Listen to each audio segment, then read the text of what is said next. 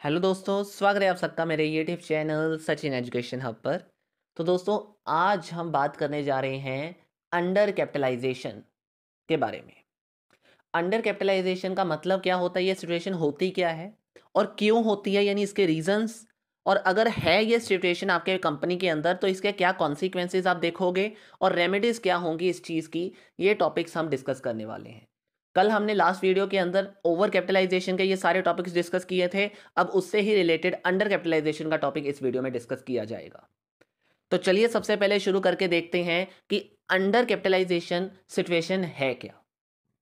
तो under capitalization situation आपके सामने लिखा है कि it refers to the situation where a company does not have enough capital to operate effectively और सस्टेन इट्स बिजनेस ऑपरेशंस।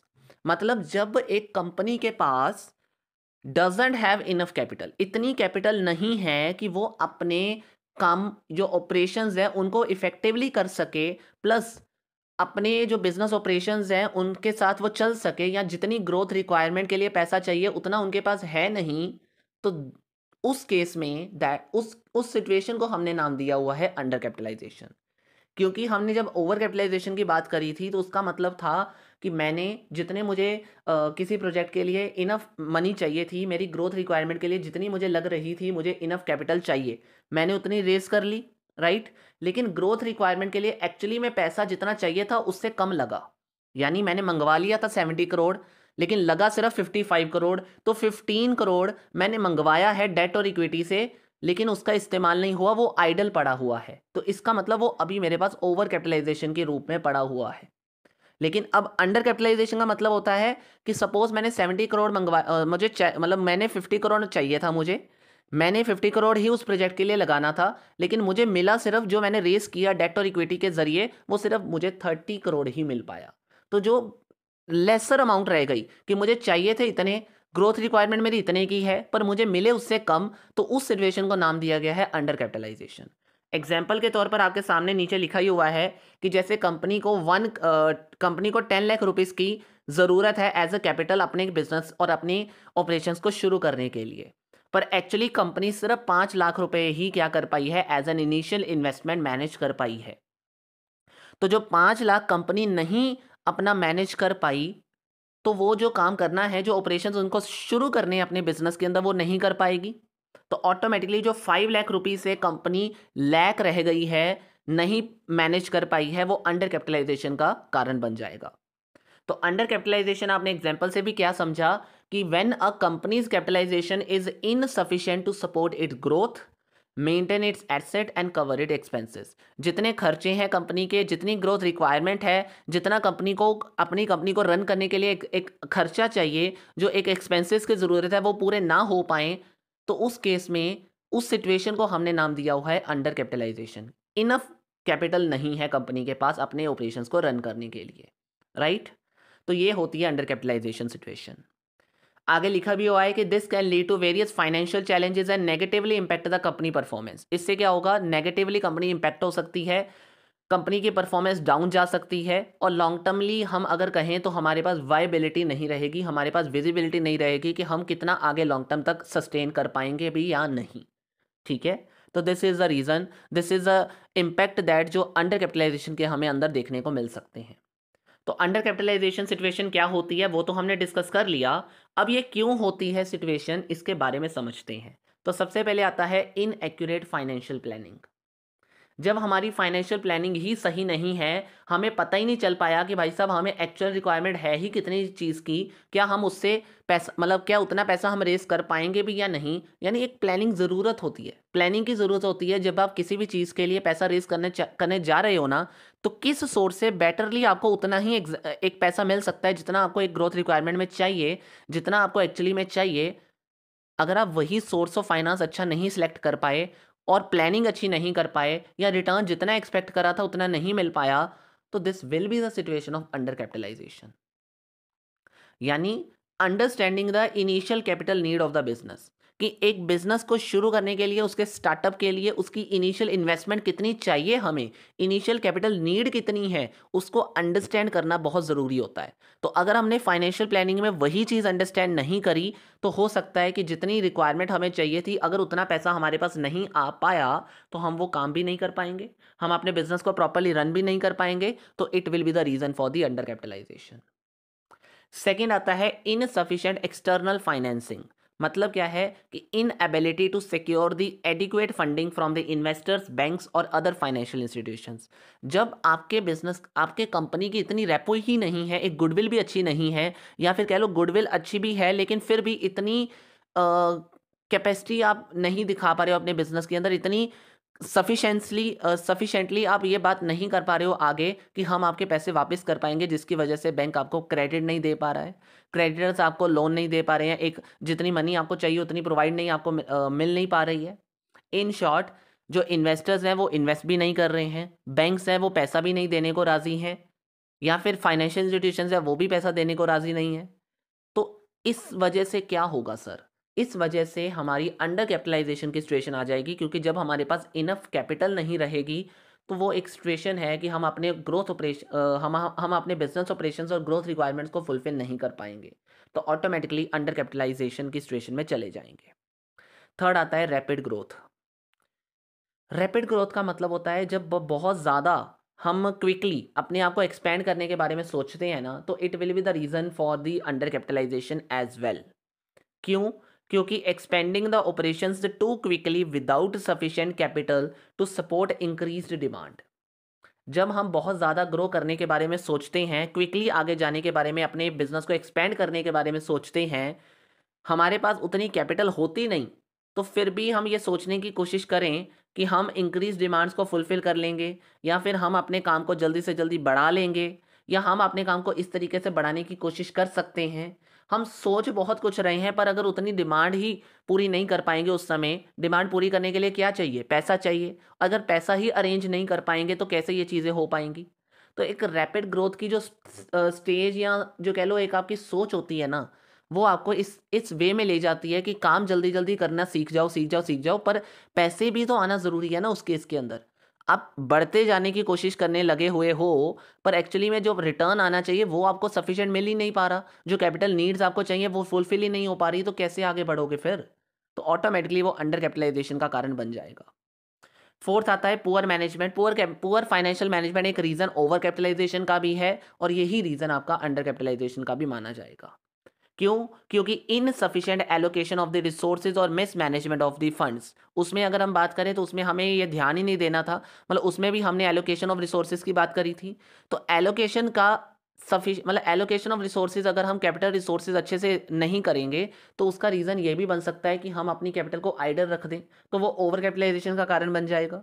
लेकिन वही रीज़न अगर हम बात करें कि जो हमें फंड्स रिक्वायर्ड चाहिए थे, अगर हम रिसोर्सेज अच्छे तरीके से नहीं लगाएंगे, कहीं पे रिसोर्सेज हमारे आइडल पड़े रहेंगे, या फिर उस उनका ऑप्टिमल इस्तेमाल हम नहीं करेंगे, बेस्ट यूज़ अगर हम उनका नहीं करेंगे, तो जो रिटर्न एक्सपेक्टेड हमने किया था वो भी नहीं मिल पाएगा।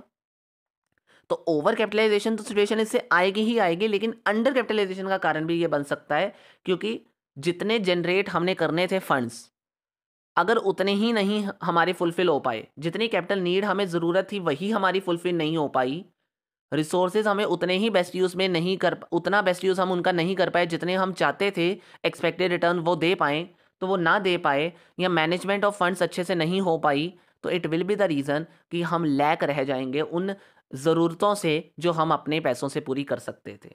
यानी जितनी रिक्वायरमेंट हमें चाहिए थी किसी चीज़ को पूरी करने के लिए, अगर वो हमें पूरी ना मिल पाई, हमें उनके लिए पैसे पूरे ना मिल पाए, तो it will be the reason for under capitalization. तो ये सब क्यों होता है? पुअर फाइनेंशियल मैनेजमेंट की वजह से। And the last point is economic downstrain. जब इकोनॉमी में बहुत डाउनस्ट्रेन चल रहा है, डिप्रेशन सिचुएशन चल रही है, फाइनेंशियल डिफिकल्टीज के कारण इसमें आ जाते हैं, तो विल बी द रीज़न कि आपके पास पैसा आ नहीं पाएगा। जब इकोनॉमी में पैसा, परचेजिंग पावर कम हो चुकी है, इकोनॉमी में एक्सटर्नल इकोनॉमिक फैक्टर्स बहुत ज़्यादा हो चुके हैं, जिसकी वजह से लोगों को लगता है कि शायद इस चीज़ में इन्वेस्ट करना पैसा सही नहीं रहेगा। यानी जब इकोनॉमी में डिप्रेशन स्टेज चल रही है, लोगों के पास पैसा नहीं होगा, वो खरीदनी चीज़ें बंद कर देंगे, इन्वेस्ट करनी चीज़ें बंद कर देंगे, तो ऑटोमेटिकली इसका इम्पैक्ट बिजनेसेस के ऊपर पड़ेगा क्योंकि उनको भी रिटर्न कम मिलने शुरू हो जाएंगे। और जब कंपनी को जितनी कैपिटल नीड्स हैं उतने हिसाब से आपको पैसा नहीं मिल पाएगा, इनफ कैपिटल नहीं रेज कर पाओगे आप, तो ऑटोमेटिकली वो स्टेज कहाँ पे पहुंच जाएगी, आपकी अंडर कैपिटलाइजेशन की सिचुएशन में चली जाएगी। आई होप आपको ये भी पॉइंट क्लियर हो गया होगा कि जब इकोनॉमी में पैसा ही नहीं हो पा रहा है, पैसा ही लोगों के पास नहीं जा पा रहा है, वो खरीद ही नहीं पाएंगे, कंपनी तो बाय सेल करने के लिए तो बैठी हुई है चीज़ों को, इन्वेस्टमेंट ही अगर नहीं लोग करेंगे कंपनी के अंदर, तो automatically it will be the reason company पैसा नहीं रेस कर पाएगी। तो पैसा नहीं कर पाएगी तो कैपिटल नीड्स जो चाहिए कंपनी को वो पूरी नहीं हो पाएंगी। तो उसका रीज़न क्या बनेगा, अंडर कैपिटलाइजेशन। ओके, अब आता है कि कंपनी अगर अंडर कैपिटलाइज हो चुकी है तो उसकी वजह से क्या होगा। उसकी वजह से सबसे पहला रीज़न है कैश फ्लो की प्रॉब्लम आ जाएगी। उससे पहले सबसे पहला रीज़न क्या आता है, कैश फ्लो की प्रॉब्लम आ जाएगी। क्यों? क्योंकि जब हमारे पास सफिशिएंटली इनफ्लो नहीं हो पा रहे हैं लेकिन आउटफ्लो तो चलते ही जा रहे हैं ना भाई साहब। इनफ्लो नहीं आ रहे लेकिन आउटफ्लो तो चल रहे हैं, यानी कैपिटल नीड तो है, उतनी उतनी ही नीड रहेगी कि उतना पैसा जितना चाहिए था वो तो कंपनी को चाहिए ही, लेकिन अगर उतना पैसा अरेंज ही नहीं कर पाओगे तो कैश फ्लो में प्रॉब्लम आने वाली है। नेगेटिव कैश फ्लो दिखना शुरू हो जाएगा। एक बार नेगेटिव कैश फ्लो आएगा तो कोई बात नहीं, सेकेंड टाइम भी आ जाएगा तो और देख लेंगे, कुछ करने की कोशिश कर लेंगे, लेकिन जब 1 2 3 बार आता जाएगा नेगेटिव कैश फ्लो हमारे सामने तो it will be the reason आपका बिजनेस क्लोज होने के वाले और चला जाएगा। क्योंकि negative cash inflows, negative cash अगर आता जाएगा, कैश फ्लो की प्रॉब्लम नेगेटिवली आपको दिखनी शुरू हो जाएगी, तो उसमें आपका बहुत बड़ा कह लो कि रोल हो जाएगा कि आपका बिजनेस नीचे जा रहा है। तो अंडर कैपिटलाइजेशन की वजह से कहीं ना कहीं जितना रिटर्न आप चाहते हो वो नहीं मिल पाएगा, कैपिटल नीड्स पूरी नहीं हो पाएंगी, तो कैश फ्लो की प्रॉब्लम आपके सामने दिखनी शुरू हो जाएगी, नेगेटिव कैश फ्लोस होने शुरू हो जाएंगे। सेकंड आता है reduce the growth opportunity. Under capitalization की वजह से आप अपनी ग्रोथ अपॉर्चुनिटी से भी गवा बैठते हो। क्यों? क्योंकि जब आपके पास सफिशिएंट पैसा ही नहीं है, सफिशिएंट कैपिटल नीड्स के लिए इनफ कैपिटल ही नहीं है किसी ऑपरेशंस को रन करने के लिए, कैपिटल नीड्स जितनी चाहिए थी उतना भी पैसा नहीं है, तो जो ग्रोथ अपॉर्चुनिटी है उसका कैसे फ़ायदा उठाओगे? क्योंकि ग्रोथ अपॉर्चुनिटी तो तब दिखती है ना जब प्रॉफिटेबल हो आपकी कंपनी, तभी आपको लगता है कि आप उसमें भी पैसा लगा सकते हो, उसमें भी पैसा लगा सकते हो। जब पैसा लगाने वाले पैसा ही नहीं है आपके पास, तो आप ये ग्रोथ अपॉर्चुनिटी कैसे देख पाओगे? या अगर दिख भी गई तो पैसा कहाँ लगाओगे उसके अंदर, कैसे लगाओगे उसके अंदर? तो ऑटोमेटिकली अंडर कैपिटलाइजेशन की वजह से हम कहीं पे ग्रोथ अपॉर्चुनिटीज़ भी नहीं देख पाएंगे, वो भी हमारे लिए कम हो जाएंगी। ठीक है, हम इन्वेस्ट ही नहीं कर पाएंगे। थर्ड आता है डिक्लाइन इन क्रेडिट वर्थीनेस। जब आपके बिजनेस में अंडर कैपिटलाइजेशन की सिचुएशन आती है ना, बैंक वगैरह भी कहते हैं कि भाई साहब वो तो पहले ही पैसा नहीं देने के लिए राजी थे, अब तो और भी, जब आपके देखो, अगर कोई बैंक आपको दे भी रहा होगा ना पैसा, या अगर कोई फाइनेंशियल इंस्टीट्यूशन देने की कोशिश भी करेगा आपको पैसा, तो अगर आपकी कंपनी अंडर कैपिटलाइजेशन की सिचुएशन में चली गई, वो कभी नहीं देंगे फिर बाद में।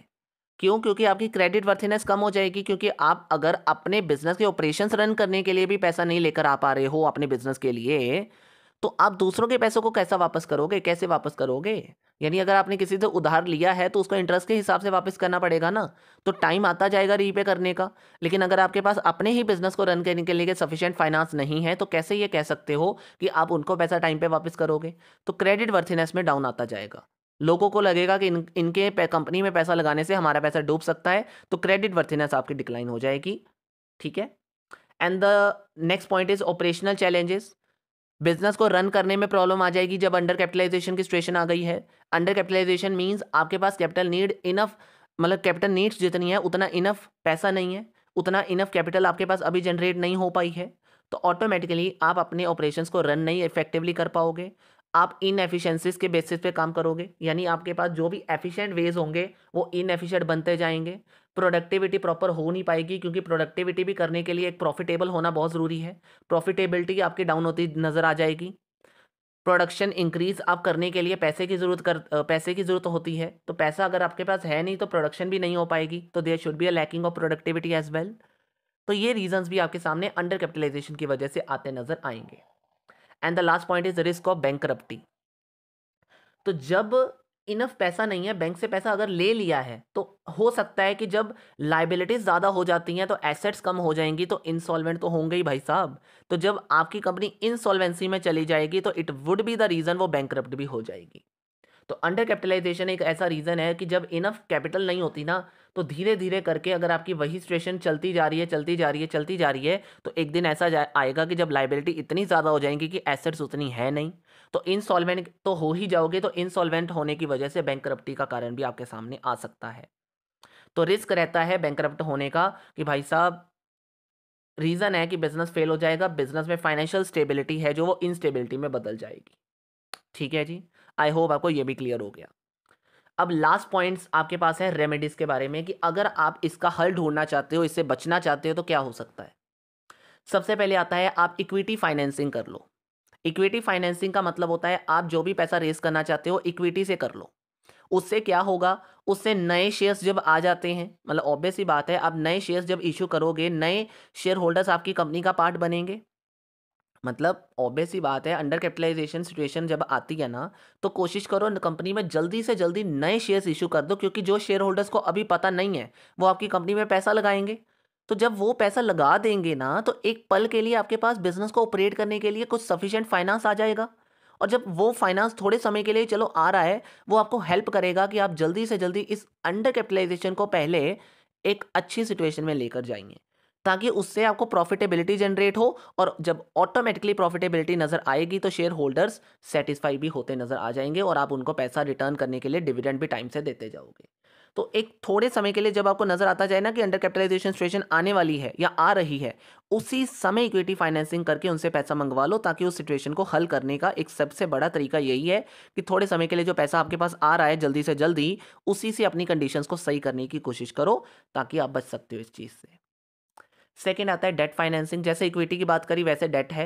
डिबेंचर से भी पैसा मंगवा सकते हो, क्रेडिट पे पैसा मंगवा सकते हो। जिनको अभी तक ये पता नहीं चलेगा कि आपकी अंडर कैपिटलाइजेशन सिचुएशन है, आपको नजर आ चुका है कि ये अंडर कैपिटलाइजेशन सिचुएशन आने वाली है, उसी समय डेटर से पैसा अपने डिबेंचर से पैसा मंगवा लो, डेट फाइनेंसिंग कर लो, ताकि इंटरेस्ट देने में तो टाइम है, रीपे करने में तो टाइम है, लेकिन उनके पैसों से अंडर कैपिटलाइजेशन की सिचुएशन दूर हो जाएगी। थोड़ी देर के लिए जो अंडर कैपिटलाइजेशन सिचुएशन बनती नजर आ रही है, उन्हीं पैसों से आप उसको दूर कर लोगे फटाफट। और क्या होगा, एक सफिशिएंट और सही पोजीशन पे जब पहुंच जाओगे तो उनके इंटरेस्ट भी वापस कर लोगे, उनको इंटरेस्ट भी टाइम से दे दोगे, रीपे भी टाइम से कर दोगे। तो ये पोजीशन सही हो सकती है। थर्ड पॉइंट आता है कॉस्ट रिडक्शन मेजर्स। जब आपको लग रहा है ना कि बिजनेस में कैपिटल नीड्स ज़्यादा हैं और रिटर्न्स उतने मिल नहीं रहे, कैपिटल नीड्स इनफ नहीं, मतलब कैपिटल नीड्स को पूरा करने के लिए जो फंड्स चाहिए वो इनफ नहीं है, तो ऐसा करो कि आप अपनी कॉस्ट को कम करने के तरीके देखो, ताकि जब कॉस्ट कम लगेगी तो ऑटोमेटिकली रिटर्न बढ़ेगा, तो नहीं बढ़ता नज़र नहीं आएगा, पर उसके बराबर जब हो जाएगा तो एक अंडर कैपिटलाइजेशन की सिचुएशन दूर होती नज़र आएगी। क्योंकि जब कॉस्ट कम होती नज़र आती है ना, तो कहीं ना कहीं कॉस्ट एफिशिएंट वे में अगर आप इम्प्रूव, मतलब कॉस्ट एफिशिएंसी को इम्प्रूव कर लोगे ना, तो वहाँ पे एक एक ये फ़ायदा रहता है कि रेवेन्यू चाहे जनरेट नहीं हो रहा, लेकिन रेवेन्यू कॉस्ट के बराबर जब चला जाता है तो एक अच्छी सिचुएशन नज़र आती है। तो कंपनी की ये स्ट्रेटेजी जब काम में आती है तो कहीं ना कहीं लोग उसमें इंटरेस्ट दिखाते हैं कि शायद कंपनी ऊपर जा रही है, तो कंपनी शेयर्स बाय करने के लिए जाते हैं, इन्वेस्ट करते हैं दोबारा से, और वही पैसा कंपनी अपने आगे काम के लिए लगाकर इसको और बढ़िया तरीके में आगे लेकर जा सकती है। ठीक है, तो कहीं कंपनी में अगर कॉस्ट रिडक्शन मेजर्स यूज़ करोगे तो कॉस्ट कम हो जाएगी, कॉस्ट कम होने से जो रेवेन्यू है जो पहले नीचे दिख रहा था वो कॉस्ट के बराबर जाएगा, एंड देयर आफ्टर उसके पैसे जनरेट करने से वो और ऊपर जाने के चांसेस दिखाता है। And the last point is business restructuring. जब बिजनेस बिल्कुल हिल चुका है, अंडर कैपिटलाइज सिचुएशन में नज़र आ चुका है, तो ऐसा करो कि बिजनेस को बिल्कुल ही रीस्ट्रक्चर कर दो, यानी बिजनेस का वो बदल दो, मतलब बिल्कुल स्ट्रक्चर ही बदल दो कि बिजनेस किस काम के लिए था, यानी स्ट्रीमलाइन द ऑपरेशंस को बदलकर इजी स्मूथली वे में कर दो। कोई इजी ऑपरेशंस करो, कोई सही बिल्कुल इजी वाले काम करो जिससे थोड़ा थोड़ा ही पैसा मिले पर मिलता रहे। ठीक है, डाइवेस्ट नॉन कोर एसेट्स, जिनसे आपको बिल्कुल भी पैसा नहीं मिल रहा, जो बिल्कुल ही आपके लिए इंपॉर्टेंट एसेट्स नहीं है, उनको देखो, उनको बाहर निकालो बिजनेस से, ताकि वो आपके लिए एक आइडल वे में, एक कह लो कि नुकसान ही है जिसका कोई रिटर्न तो मिल नहीं रहा। और अपनी स्ट्रेटेजिक पार्टनरशिप, कोशिश करो कि पार्टनरशिप के साथ बिजनेस करो, ताकि कहीं पे भी ज़रूरत पड़े तो आपके पार्टनर से आपको पैसा मिलकर उस चीज़ को हल किया जा सकता है। तो जब आप इस बिजनेस स्ट्रेटेजिस्ट को, बिजनेस स्ट्रक्चर्स को चेंज कर देते हो, तो कई बार उससे भी अंडर कैपिटलाइजेशन धीमी पड़ जाती है, कम होनी नज़र आ जाती है, यानी वो सिचुएशन आपके लिए एक प्रॉपर वे में सही नज़र आ जाती है बाद में कि नहीं यार अब ठीक हो जाएगा बिजनेस, क्योंकि जब आप अपने बिजनेस में काम को ईजी करते नजर आ रहे हो, कॉम्प्लेक्स वे से दूर होकर स्ट्रीमलाइन बेसिस पे जा रहे हो, पार्टनरशिप स्ट्रेटेजिकली बेसिस पे करने की कोशिश कर रहे हो, नॉन कोर एसेट्स को बाहर निकालते नजर आ रहे हो, तो बिजनेस सही डायरेक्शन में जाता नजर आ जाएगा और अंडर कैपिटलाइजेशन सिचुएशन सही होती नजर आ जाएगी। क्लियर है पॉइंट? तो it will be the remedies for their under capitalization. तो आई होप आपको ये अंडर कैपिटलाइजेशन का भी टॉपिक अच्छे से क्लियर हो गया। 20-20 मिनट के ये दोनों टॉपिक्स आई होप आपको अच्छे से अब समझ में आ गया होगा कि अंडर कैपिटलाइजेशन और ओवर कैपिटलाइजेशन दोनों एक्चुअली में है क्या टॉपिक्स, क्यों होते हैं, अगर होने से क्या हो सकता है कंपनी के अंदर, और अगर हो गया है ये काम तो इसको रेमेडी मतलब इसका हल क्या हो सकता है, इससे बचाव क्या लिया जा सकता है। ठीक है दोस्तों, तो this is all about year friends. ठीक है, तो जितना भी समझा दिया ये अंडर कैपिटलाइजेशन आपका हो चुका है। अगर ये वीडियो समझ आ गई है तो वीडियो को लाइक शेयर एंड सब्सक्राइब जरूर करके जाइएगा। ठीक है जी, और साथ ही साथ अगर आपको कोई नोट्स किसी भी कॉमर्स सब्जेक्ट से रिगार्डिंग चाहिए तो वो आपको टेलीग्राम चैनल पे फ्रीली कॉस्ट ऑफ मिल जाएंगे। ठीक है, तो उसका जो लिंक है आपको मेरी वीडियो डिस्क्रिप्शन में दे दिया गया है। तो बस आज की इस वीडियो में इतना ही है। ठीक है दोस्तों, अगर चैनल पे नए हो तो सब्सक्राइब करके जाना, बेल आइकन दबा के जाना, और उससे आपको टाइमली अपडेट्स मिलती जाएंगी। Thank you so much, have a nice day.